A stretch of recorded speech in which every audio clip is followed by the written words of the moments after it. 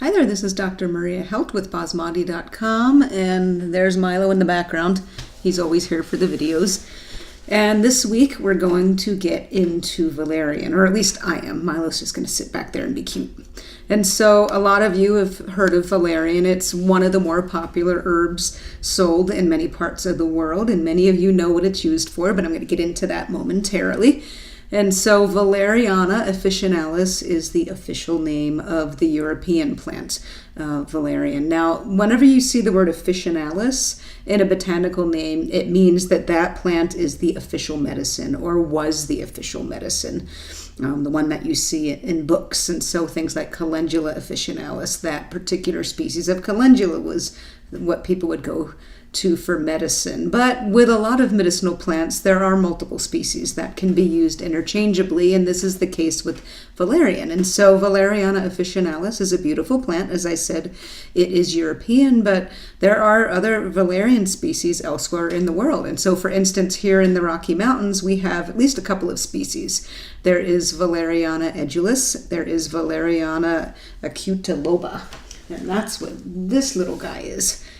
Here it is, valerian from the Rocky Mountains. So my friend Kendra gave me this plant a couple of years ago, and this is the first time that it's blooming. Now, nobody told the plant that it's not supposed to bloom until May. Plants don't read books. And so this one actually started blooming about a week ago in April here on my patio at about 6,500 feet in elevation. And first I thought there was a weed that had taken over the pot. I was like, oh no, my valerian's blooming. So there you go. I've got a little pot of valerian going. Now, this is in the honeysuckle family, for those of you that are into botanical stuff. Now, valerian, as many of you know, is a very popular herb used for sleep. Now, to be clear, herbs, at least the legal ones, they don't really knock you out the way that sleep medications can. They're usually not that strong. Now, that said, there are people that can be really sensitive to herbs. But rather with herbs, it's not so much that we're trying to knock ourselves out. It's more we're trying to help ease ourselves to sleep. Depending on the herb we're using, we're either trying to relax the body or the mind so that we can fall asleep. Now, in the case of valerian, this is known as a hypnotic herb. And what hypnotic herbs are simply herbs that help us fall asleep. They are sleep-inducing herbs. They're a little bit stronger than just your regular garden variety relaxing herb. But again, it's not like taking trazodone or something like that. You're not going to just instantly, usually. Some people might.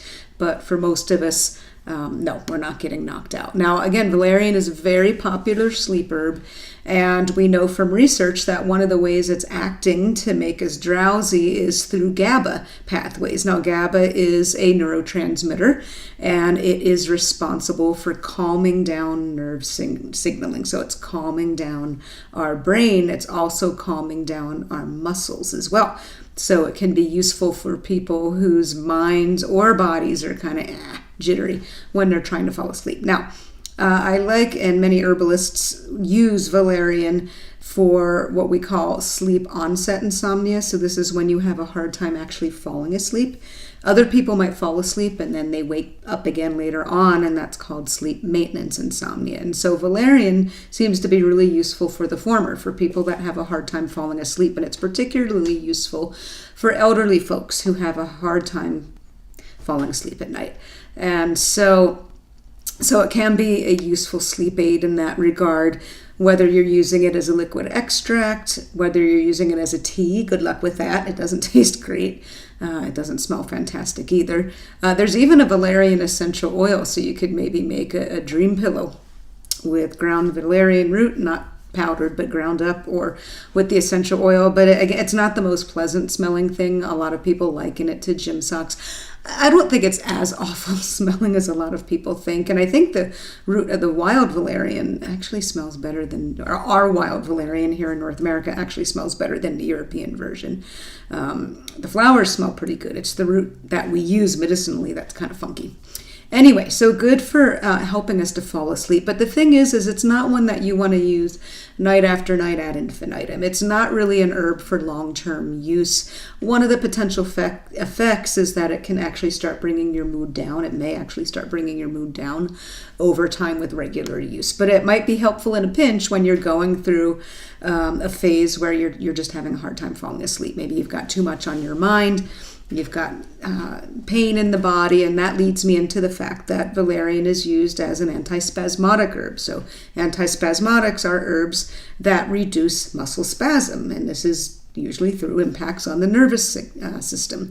And so one of the most common reasons for people not being able to sleep is pain. And so if you're having digestive spasms and muscle spasms and such, valerian might actually be helpful for that and helping you to fall asleep. And you can even use it topically as a rub and maybe use some orally at the same time. Now, so it helps with all sorts of digestive cramping, as I said, muscle spasms, even spasms and pain associated with the urinary system. Whether you have a urinary tract infection in your bladder or the urethra is spasming, it can help with kidney stones. Now, if you're moving a stone, you should get into the doctor because that can be really dangerous and excruciatingly painful. But in the meantime, when you're on the way there, you can try things like valerian.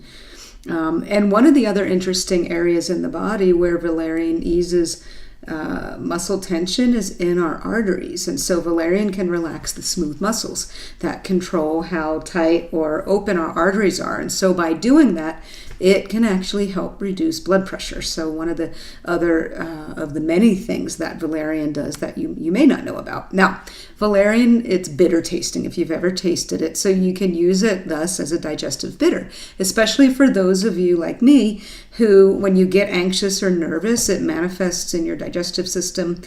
Either you get the butterflies in your stomach, or you get kind of crampy, or you poop your brains out, what have you. But valerian can actually calm things down in your digestive system. But it also helps with food breakdown and nutrient absorption due to all of the things that digestive bitters do when you taste them before eating. And so for valerian, you just take you don't even need that much, a few drops on your tongue, 5 drops on your tongue, anywhere from 30 minutes before eating or right before your meal, or even during your meal if you forget.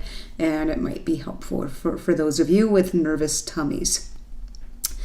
Now, valerian also has some other great uses that, for people that tend to have tremor-y kinds of things going on, a little bit of kind of bopping of the head, things like that.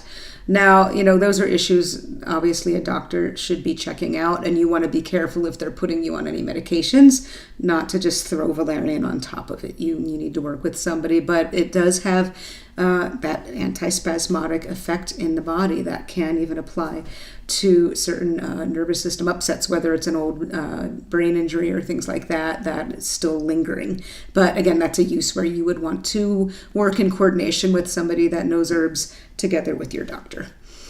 Now, one thing about valerian, and this is the case for me, I do like herbs that calm the nervous system down and the belly down and such when there is nervousness in the belly.